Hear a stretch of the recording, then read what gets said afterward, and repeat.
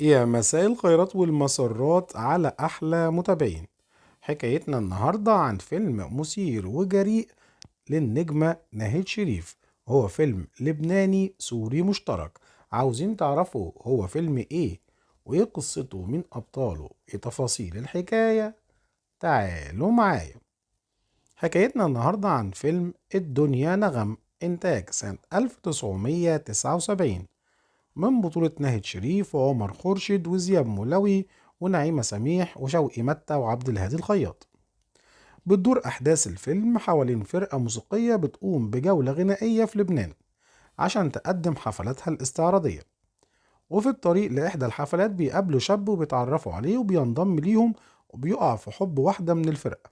ولكن الشاب وراه سر مخبيه، وهو إن معاه مجوهرات مسروقة، وبتطارده عصابة وبيحاول يصارح الفتاة بالحقيقة، وبتتصاعد الأحداث المثيرة.